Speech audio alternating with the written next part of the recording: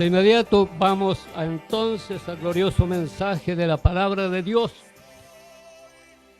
Segunda de Pedro, capítulo 1, verso 16 en adelante, inclusive hasta el 19, verso 19.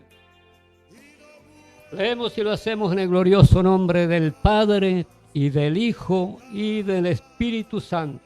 Así dice la bendita palabra. Porque nos hemos dado a conocer el poder y la venida de nuestro Señor Jesucristo, siguiendo fábulas artificiosas, sino como habiendo visto con nuestros propios ojos su majestad. Pues cuando Él recibió de Dios Padre honra y gloria, le fue enviada desde la magnífica gloria una voz que decía: este es mi Hijo amado, en el cual tengo complacencia.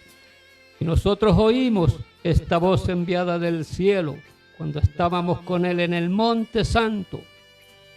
Tenemos también la palabra profética más segura, a la cual hacéis bien en estar atentos como a una antorcha que alumbra el lugar oscuro hasta que el día esclarezca y el lucero de la mañana salga en vuestros corazones. Hemos llegado a un tiempo final para la iglesia del Señor Jesucristo. Y si alguien no está al tanto y está confundido acerca de los tiempos, la palabra profética es la más segura. Ella es como una antorcha, dice la Escritura, que alumbra el lugar oscuro. En un mundo actual donde está tan caótico, hay tanta violencia, falsas doctrinas y filosofías que han salido por el mundo, tienen confundida a la humanidad. Por eso es importante para todos los que predican. Dios me ha dicho que si no se predica profecía, se está engañando al pueblo, porque el pueblo no sabe cuál es el tiempo que estamos viviendo. En el Evangelio de Mateo, en el capítulo 16, dice que vinieron los saduceos a preguntarle al Señor Jesús, más bien a pedirle que les dé señal del cielo. Y Él les dijo: cuando al atardecer el cielo claro tiene reboles, decís, habrá buen tiempo. Por la mañana, cuando tiene reboles el cielo oscuro o nublado, decís, habrá tormenta. Y bien decís, porque así sucede. Hipócritas, que sabéis distinguir el tiempo atmosférico o el tiempo natural, pero ¿cómo no conocéis este tiempo? Refiriéndose al tiempo de la visitación del Hijo de Dios. Él estaba en persona tratando de reconciliar al mundo e iba a dar la vida en la cruz del Calvario para salvar a la humanidad. A partir de entonces se ha predicado profecía, los apóstoles lo hicieron, sus escritos y sus cartas hacen referencia, muchas de ellas, acerca de que ellos tomaron los escritos del Antiguo Testamento, de lo que hablaron los profetas, del mandamiento que recibiste de vuestros siervos los apóstoles, lo cual recibimos de nuestro Señor Jesucristo, lo cual les hemos anunciado. Y es tiempo de anunciar que el tiempo se ha cumplido. ¿Cómo lo entendemos? En el profeta Daniel, capítulo 9, verso 24, nos habla de la última semana, de la semana de las 70 semanas que estaban determinadas para el pueblo de Israel. Israel se encontraba disperso en la cautividad babilónica. Ahora le había sucedido el imperio medo-persa, y Daniel, enterándose de que el tiempo de su liberación estaba cercano, al leer los escritos del profeta Jeremías, que decía Dios a través del profeta que después de 70 años de cautividad Dios los visitaría para hacerlos volver del cautiverio a la tierra de Israel. De modo que el profeta, en el capítulo 9 de Daniel, leemos su oración, dice que volvió el rostro al Señor su Dios buscándole en ayuno y oración y en clamor, haciendo confesión de los pecados de sus antepasados y de sus gobernantes y de sus propios pecados, pidiendo claridad cuándo sería el tiempo preciso en el cual Dios los sacaría del cautiverio para hacerlos volver a la tierra de Israel. Entonces el ángel Gabriel, enviado por el Señor, le dio a entender que había 70 semanas de año, que no serían correlativos, sino serían salteados. Esas semanas se cumplirían cuando Israel se encontrara en su tierra y los servicios en el templo se estuvieran llevando a cabo, servicios de sacrificios y adoración. Pero cuando Israel apostataba y era llevado disperso entre las naciones, como que el tiempo quedaba detenido, hasta que luego Israel volvía nuevamente a su cautiverio. Voy a tratar de resumir en parte, porque esto es muy extenso. El pueblo de Israel, después de 2300 años aproximadamente, vuelve de la cautividad y se establece nuevamente en la tierra de Israel. Primero llegaron grupos pequeños a principios del siglo XIX, hasta que ya en el 1948 Israel vuelve nuevamente a ser declarado o reconocido por las Naciones Unidas como el nuevo Estado de Israel. El 14 de mayo del 48. Ahí estaba llegando el tiempo final y acercándonos a la última semana de las 70 semanas que Dios estableció, según dice en el verso 24 de Daniel 9. De manera que podemos decir con toda certeza y con toda seguridad que estamos inmediatamente antes del inicio del cumplimiento de esa última semana. Esa semana tiene que ver exclusivamente con la nación de Israel. Será la última oportunidad que Dios le da que se vuelvan a Él. Y un remanente, dice el apóstol Pablo en el libro en el libro de Santiago, dice que se volverá al Señor. No todo Israel se salvará, como así no toda la gente se salvan, a menos que no pongan fe en el sacrificio perfecto que el Hijo de Dios hizo en la cruz del Calvario. Depende de eso, el creer de todo corazón que Jesucristo murió y que Dios lo resucitó de los muertos. Así dice la Escritura, porque si creyeres en tu corazón que Jesucristo murió por nuestros pecados y que Dios lo levantó entre los muertos, serás salvo. Por cierto que no solamente basta creer en eso, sino que hay que perseverar, seguir en pos de Jesucristo, leyendo la palabra, porque ellas nos muestran la vida y el andar del Señor Jesús. Juan 5:38 dice: escudriñad las Escrituras, porque en ellas os parece que halláis la vida eterna, y ellas son las que dan testimonio de mí. O sea, en la Escritura tenemos una biografía. Es como si tuviésemos una película filmada por el Señor Jesús, la cual vemos cuando leemos la Escritura. Podemos seguir sus pisadas para que no erremos, menos en este tiempo de tantas filosofías y huecas sutilezas y doctrinas que han sido confeccionadas conforme al razonamiento humano, trayendo confusión a la humanidad. Fenómenos desde el espacio que los científicos están prácticamente tan metidos en el asunto de los alienígenas y todo eso, que es parte de lo que la misma Escritura nos enseña, que Satanás en este tiempo traería confusión, haciendo que en los cielos aparecieran señales de naves extrañas y aún apariciones misteriosas de objetos que aparecen y desaparecen. Eso es toda parte del programa de Satanás para confundir en este tiempo a la humanidad. Por eso es muy importante la palabra profética, porque ella es como una antorcha encendida en medio de la confusión de doctrinas y filosofías creadas por los hombres para su propia confusión y perdición. Nosotros debemos poner la mirada en Jesucristo el Señor, puesto los ojos en Jesucristo el autor y consumador de la fe, dice, el cual por el gozo puesto delante de él sufrió lo oprobio hasta hacerse siervo y hasta la muerte y muerte de cruz. De modo que hoy en día más que nunca debemos poner la mira en Jesucristo el crucificado, porque no hay corona sin cruz, ni hay cruz sin corona. Todos los valientes de la fe perseveraron a muerte en la doctrina del Señor, aun a precio de su vida. Para nosotros en este tiempo todo parece más sencillo, pero no nos confiemos. porque como 50 naciones en el mundo han desatado una persecución enconada contra la iglesia del Señor.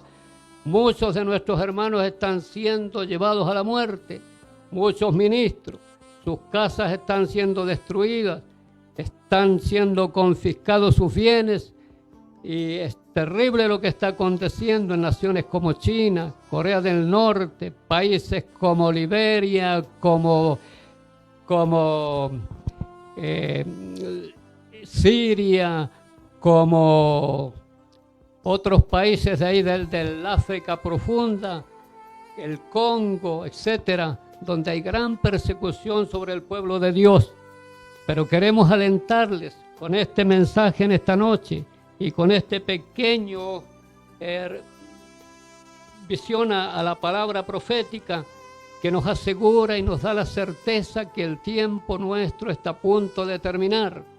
Cuando leemos, por ejemplo, en Mateo 24, verso 32, el Señor Jesús menciona una higuera que habría de reverdecer, y es lo que hace un rato hacía mención cuando Israel vuelve a su tierra y nace en un solo día una nación.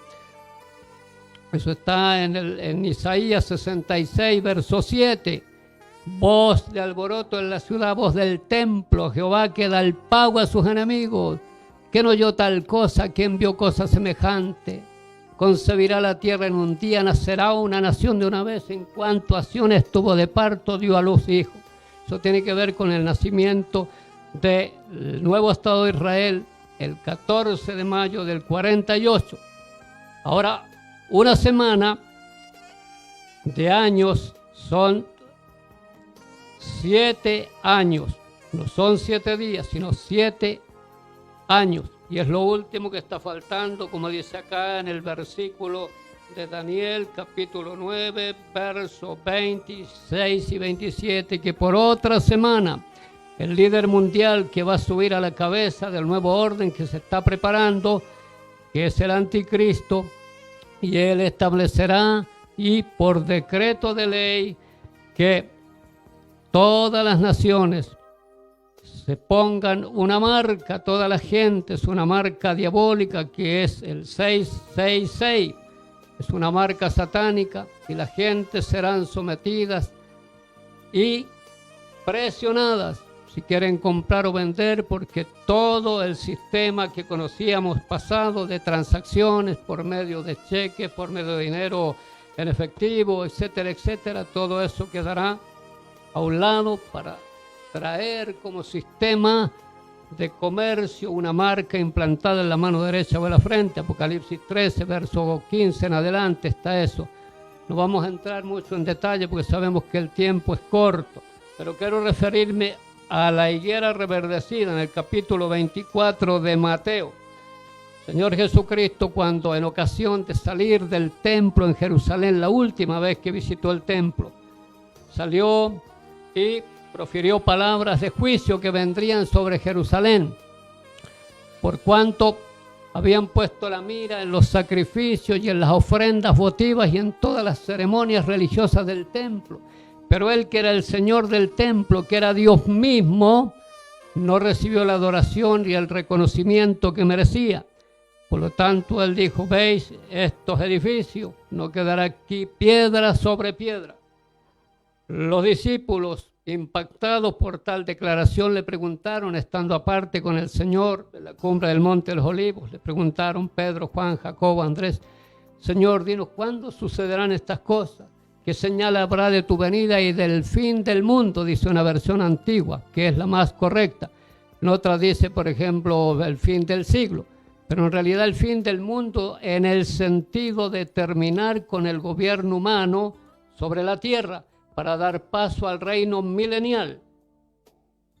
De manera que nosotros somos la última generación. Mateo 24, 32, el Señor Jesús, una de las señales proféticas que dio, se refirió a Israel, la higuera reverdecida. De la higuera aprender la parábola, o sea, la semejanza. Cuando ya su rama se enternece y brotan sus hojas, viéndolos, sabéis por vosotros mismos que el verano está cerca. Así os digo que no pasará esta generación sin que todo acontezca. Verso 35. De cierto os digo que esta generación no pasará. Ahora, ¿cuánto es una generación?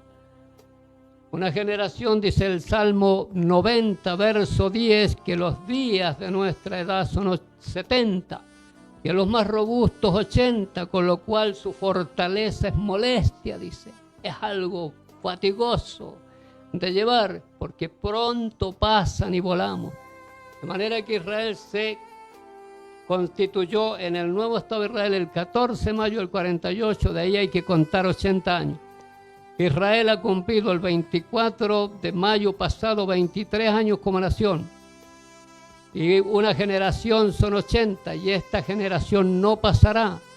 Dios en su soberanía puede ponerle término ahora mismo al periodo del tiempo de la gracia y llevarse a la iglesia, como puede prolongar unos mesecitos, un tiempo que no conocemos porque nadie sabe el día ni la hora. Pero tenemos la seguridad que estamos en el tiempo. Al conocer las profecías sabemos en detalle que estamos en el tiempo. Israel hace 73 años que ya está en su tierra y ahora ellos han entrado en tratativas con las naciones paganas, cumpliendo lo que ya fue profetizado. El profeta Isaías capítulo 28, verso 14, dice que ellos entrarían en un pacto con la muerte y harían un convenio con el Seol, que pondrían su refugio en la mentira y se esconderían en la falsedad. Eso quiere decir que ellos entrarían en pacto, acuerdos económicos, acuerdos políticos, entrarían en pactos que Dios no les mandó ni les subió él al pensamiento. Dios quiere una nación santa, una nación especial, que no tiene que entrar en tratativas con naciones paganas porque se han inducido más a la idolatría, pero ellos han entrado por como están tan apurados por conseguir la paz, han vivido prácticamente desde que llegaron en el 48, al otro día 4 naciones atacaron a Israel cuando estaba en pañales, recién nacida. Después vino la guerra del Yom Kippur, después vino la batalla de la guerra de los 6 días, Zacarías 12, Israel pudo recuperar entonces la parte oriental de la ciudad de Jerusalén. Y esa es la manzana de la discordia. Hoy en día está la disputa ahí. Ahora mismo el Parlamento hebreo estaba en nuevas elecciones y está a punto de entrar un nuevo gobernante de tendencia socialista. Están mezclados con árabes aún los palestinos. De modo que Israel cayó en esa trampa. Ese pacto con la muerte y convenio con el Seol y el escondrijo en la mentira no les va a resultar para bien, sino que les será como un arma que se les vuelve en su propia contra. Por eso es importante orar, Iglesia del Señor Jesucristo, porque estamos con el tiempo cumplido. Es más, los 6,000 años que Dios nos ha dado para el hombre tener señorío sobre la tierra prácticamente han terminado. El tiempo de la gracia a los gentiles o edad de la iglesia prácticamente está terminado ya. De manera que no hay tiempo para vivir en pasadías y en entretenimientos y en proyectos a largo plazo porque el tiempo se nos acaba. Número 1 debe ser nuestra consagración y santificación en espera de que pronto suene la trompeta. Porque tenemos la promesa del Señor de que se oirá una trompeta y el que la escuche será arrebatado, porque el que la escuche porque está en condiciones espirituales, está en santidad, está anhelando ese encuentro con el Señor. Los que no se darán cuenta, sino recién cuando la iglesia haya desaparecido y todos los medios de informática a nivel mundial sea la noticia, cumbre, y por muchos días y semanas se hablará acerca de millones de gentes que han desaparecido de la tierra. Por cierto que el enemigo, Satanás, tiene su carta de triunfo bajo la manga. ¿Y cuál será la respuesta que darán los medios cuando se consulte acerca de la desaparición de tanta gente? Dirá que naves extraterrestres, que seres alienígenas o seres de otras civilizaciones han venido para sacar lo que nos sirve en esta tierra. porque somos como la espina al talón de los que no creen en el Señor. Les resulta molesto oír la palabra de Dios. Yo lo digo por experiencia, porque lugares donde hemos andado hasta nos corrieron piedra y trataron varias veces, pero Dios nos guardó como Él nos envió y fuimos en su voluntad. No pasó a mayores. De manera que el pueblo cristiano que ora y que se consagra es un estorbo para el nuevo sistema que viene. Entonces ellos tendrán una respuesta científica. Usted ve los programas esos de los alienígenas. Están los hombres de ciencia, sí, pues dicen así, dicen los padres de los antiguos astronautas. Porque en tal tiempo y los sumerios y los egipcios y otras civilizaciones ya venían teniendo contacto. Y a ellos les parece que esos seres, supuestos seres de otras civilizaciones avanzadas, nos llevan mucha ventaja y que son como los chicos buenos que quieren ayudarnos, que nos ven como atrasados y ante la amenaza de un estallido termonuclear por todo el armamento nuclear y bacteriológico y bombas de neutrón y todo tipo de armamentos que el ser humano ha creado, y nadie hace un arma si no la va a usar, de modo que llegará el momento en que van a ser usadas. La Escritura dice eso, Apocalipsis capítulo 19, a partir del verso 11, la batalla de Armagedón. Ahí culmina el periodo de gobierno humano sobre este mundo para dar paso al reino milenial. Es decir, que el orden de los eventos, entonces, la restauración del pueblo de Israel, que vino a ser reconocido por las Naciones Unidas. Luego, la reconquista de la ciudad de Jerusalén en el año 67. Y así muchas otras señales, como por ejemplo la conquista de la luna, todas son señales proféticas que las veríamos esta generación. Los que estuviéramos en el tiempo de los 80 años, a partir del 48 o el 47 para acá. Espero que me entienda el oyente, y especialmente los hermanos cristianos que leen la Biblia, lean las profecías, porque sin profecía, dice, el pueblo se desenfrena, está desorientado, la gente no tiene idea. Por ejemplo, yo veía las noticias ayer en Chile, esas marejadas que sin mediar nada explicable de pronto empezaron a barrer la línea costera de varias ciudades de Chile. Y no entendían por qué, no había habido un terremoto ni un maremoto, y sin embargo de pronto, de la nada, estando todo quieto, empezaron a aparecer olas enormes, en algunos lugares hasta de más de 6 metros de altura. Pero es lo que ya está dicho. Dios nos ha revelado mucho ese fenómeno que habría de acontecer, pero a lo que yo voy es esto, que lo normal es que eso acontezca después que hay un terremoto, un maremoto, después 20 minutos o 30 minutos después viene un tsunami. Eso es casi calcado, así pasó en el terremoto de Japón años atrás. Del mismo modo pasó en el año 60 en Chile, cuando hubo un terremoto y después un maremoto que se llevó pueblos a la orilla del mar, que se los tragó el mar con todo lo que había. Entonces, de ahora nosotros vivimos en una situación similar. Si la iglesia no vuelve sus ojos a la cruz de Cristo y escudriña las profecías, seguirá esperando prolongarse en el tiempo, pero ya en realidad no hay más tiempo para largos proyectos.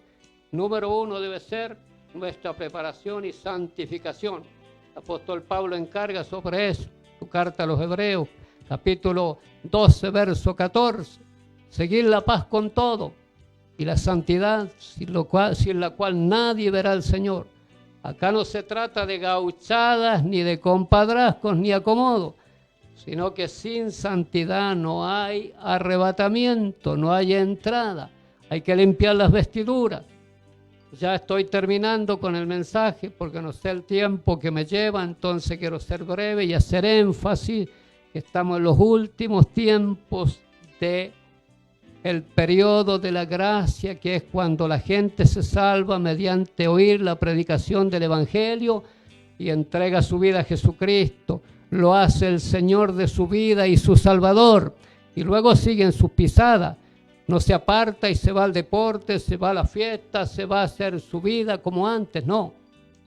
Se consagra, se aparta, y aunque tiene que trabajar y comer y hacer las cosas del diario vivir, número 1, número 2, número 3, su relación con Dios a través de Jesucristo, mediante la oración, mediante la lectura de la palabra y dar testimonio a otros de Jesucristo para que otros se salven. Porque hay recompensas, pero para los que trabajen en la obra del Señor. Por cada alma, dice el Señor, que conducimos a Él es una perla para nuestra corona. También hay que limpiar las vestiduras. Dios me ha mostrado que las vestiduras hay que pedirle al Espíritu Santo que nos las limpie, porque tienen que ser vestiduras sin manchas, sin arrugas, ni doblez, ni cosa semejante. Limpias de toda mancha. Fuera lo percudido, lo opaco, lo amarillento, hay que sacarlo. Hay que pedirle al Señor que con su sangre nos limpie esas vestiduras. Es tiempo final y decisivo.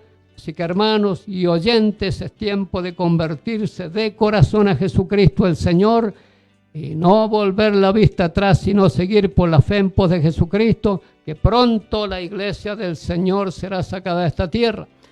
Es probable que venga un pequeño aventón, moverse del Espíritu Santo para que nos llenemos, nos santifiquemos y los que se van a decidir se consagren.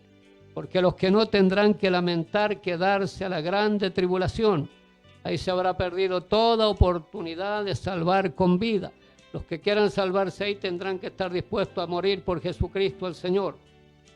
Porque ahí regirá por decreto de ley mundial que todos los seres humanos sean marcados con la marca de la bestia, del anticristo, cuyo número es 666, que eso significa el hombre elevado a Dios. Ese impío reclamará ser reconocido y adorado como Dios. Tal es así que irá al templo en Jerusalén y se sentará y demandará ser adorado y que se le rindan sacrificios. Y el que no le adore no podrá comprar ni vender. Así que las gentes, multitudes perderán su salvación porque probablemente tendrán niños, tendrán una familia que alimentar. Y si no se rigen a las disposiciones del sistema, tendrán que morir de hambre, no podrán prácticamente sobrevivir. Y prácticamente la mayoría serán mártires del Señor. Si mantienen su fe y no se dejan marcar, serán también salvados como la última alternativa a través de sufrir la muerte de mártires por causa del Señor. Apocalipsis 6, verso 5. Dice que cuando abrió el sexto sello, ese verso 9, el apóstol Juan ve las almas de los que habían sido degollados o decapacitados por causa de la palabra de Dios y el testimonio de Jesucristo. Y ellos reclaman ahí que se les haga justicia pronto, de los que moran en la tierra, de los que los martirizaron, de los que los persiguieron y les mataron por la causa del Señor. Apocalipsis 7, verso 13 en adelante, habla sobre lo mismo, que fue el pasaje que el Señor me dio cuando me mandó a predicar hace 7 años. Hasta antes de la pandemia, pocos días, estuvimos llevando ese mensaje con otros hermanos que el Señor puso a mi lado. Así que, hermanos, Cristo viene ya. Hay que poner la mira en el crucificado. El apóstol Pablo dijo, de ahora en adelante de ninguna cosa hablo o tengo conocimiento sino de Jesucristo y a este crucificado. Ya no era de predicar otras cosas. Él tenía una vida con mucho prestigio, mucho conocimiento en el fariseísmo y en el aspecto cultural y en todo lo que lo llamaran a hablar, cualquier tema él dominaba. Pero él dijo, de aquí en adelante me gloriaré solo en la cruz de Jesucristo. Cristo viene ya. El tiempo se ha cumplido. Tenemos una promesa. Juan 14, versos 2 y 3. Los discípulos estaban muy desmoralizados y tristes porque él le había dicho, me voy. Y os conviene que yo me vaya. Pues si no me fuera, el Consolador no vendrá. Hablaba del Espíritu Santo, el cual los fortalecería y los capacitaría para llevar a cabo la obra que les encomendaba, de llevar el Evangelio, como nosotros en este tiempo. Y al ver que estaban tristes, el Señor les dio la promesa inmutable que Él cumplirá en breve. En la casa de mi Padre muchas moradas hay. Si no fuera yo os lo hubiera dicho. Voy pues a preparar lugar para ustedes. Cuando me haya ido y les haya preparado lugar, vendré y los tomaré conmigo para que donde yo estoy, ustedes también estén. Y saben el camino. Cuando Felipe le dijo, Señor, muéstranos el camino, él dijo, pero tanto tiempo que estoy con ustedes, yo soy el camino, la verdad y la vida, nadie viene al Padre sino por mí.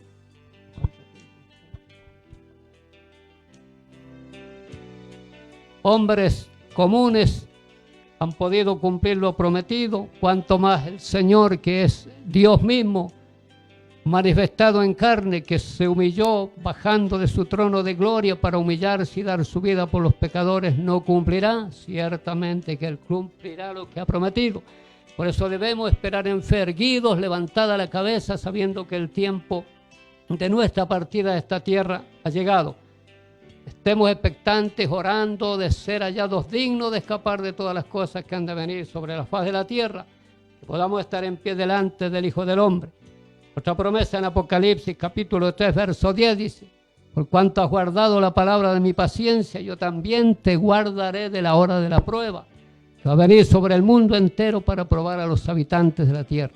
Hay que guardar la palabra, mirar constantemente a Cristo crucificado, y el enorme e invalorable sacrificio que Él hizo y el tremendo valor de su sangre, que es lo único que limpia el pecado.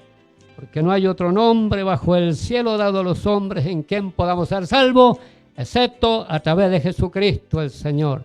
Él es el camino, la verdad y la vida. Él es la puerta. Cristo es la única esperanza y la única alternativa de salvación. Cree en Jesucristo, sé salvo, tú y tu casa. Amén.